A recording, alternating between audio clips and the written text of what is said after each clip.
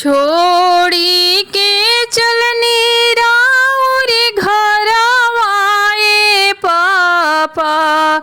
छोड़ी के चलनी राउर गाँव।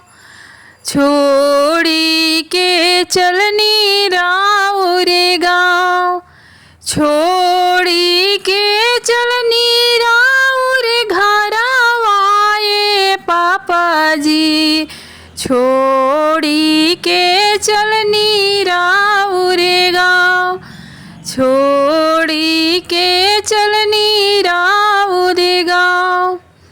ऐसा ना बोलिया जानी बोलाए बेटी।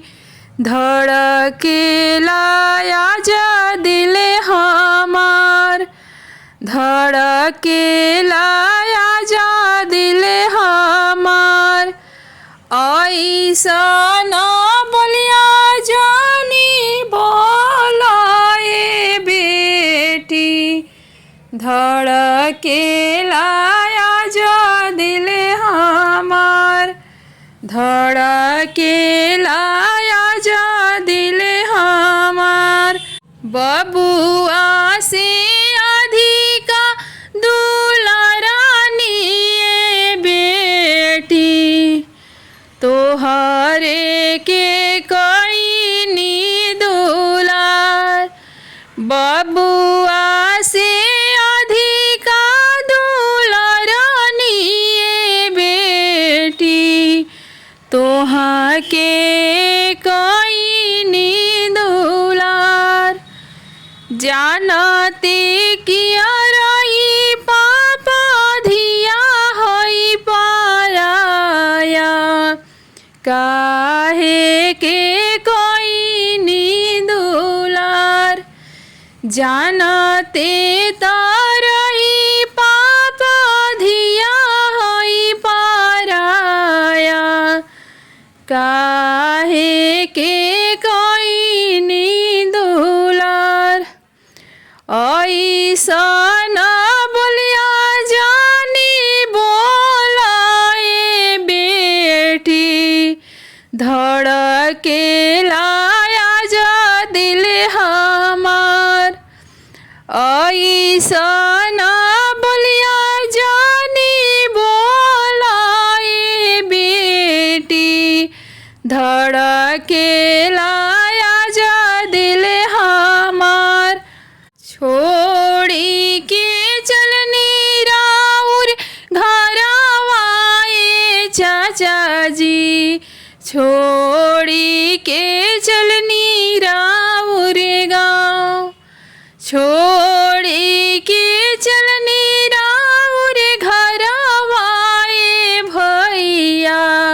छोड़ी के चलनी राउर गाँव।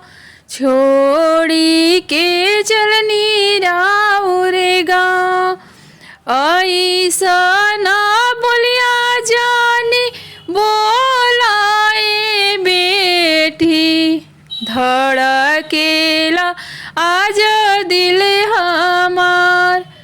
ऐसा ना बोलिया जानी बोलाए बहिनी। धड़केला आजा दिल हमार। धड़केला आजा दिल हमार।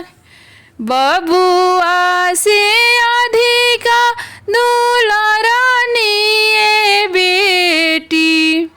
बबुआ से अधिका दुलारानी बेटी। अवरु कईनी दुलार। अवरु कईनी दुलार।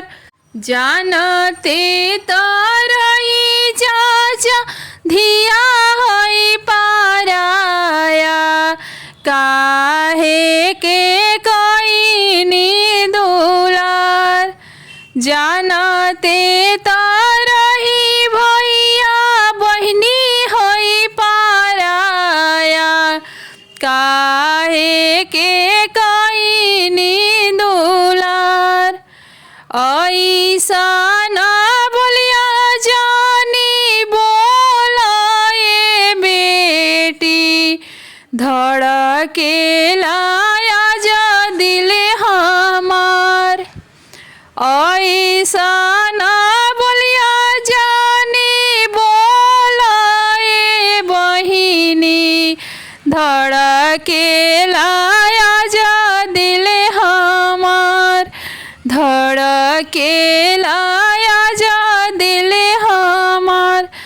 प्लीज़ मेरी गीत अच्छी लगी तो वीडियो को लाइक कमेंट और सब्सक्राइब ज़रूर करें और कमेंट में ज़रूर बताएं कि गीत कैसी है। बहुत ही इमोशनल है, प्लीज़ आप लोग ज़रूर सुने और ज़्यादा से ज़्यादा शेयर करिए।